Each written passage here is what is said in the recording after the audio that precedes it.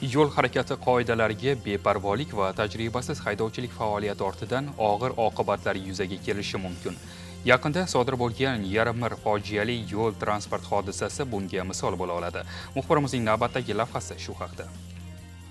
Har bir sodir bo'lgan yo'l transport hodisasi o'rganiladi, sabablari aniqlanadi. Kelgusida yana takroran sodir etilishini oldini olish borasida chora-tadbirlar belgilanadi. Ammo qoidalarga amal qilmaslik oqibatida sodir bo'lgan hodisalar eng ko'p uchrayotganlaridir. Oltinsoy tumani Madaniyat saroyida 21-noyabr kuni Jizzax viloyatida Oltinsoylik 5 nafar fuqaro harakatlanib ketayotgan Gentra rusumli transport vositasi hamda Isuzu rusumli transport vositasini to'qnashish oqibatida ularning hayotdan ko'z yumganlik holati keng jamoatchilik hamda ushbu fuqarolar istiqomat qilgan mahalla oqsoqollari, mahalla fuqarolari ishtirokida muhokama qilinmoqda.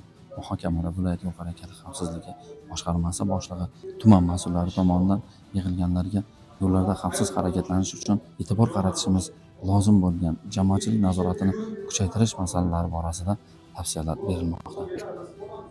Afsuski, yaqinda yana shunday bir hodisa ro'y berdi. 22 yoshli haydovchi boshqaruvidagi Gentra avtomashinasida hali 15-20 yoshdagi o'smirlar va bir oilaning volidasi olov ichida qolib vafot etdi. Yo'l transport hodisasi aks etgan video lavha namoyish etilib, ushbu hodisa misolida viloyat hududidagi avariyalar, yoshlarni tezlik me'yorlariga amal qilmasligi, yetarlicha malakaga ega bo'lmay olis manzillar tomon yo'lovchi tashish faoliyati bilan shug'ullanishi tanqidiy muhokama qilindi.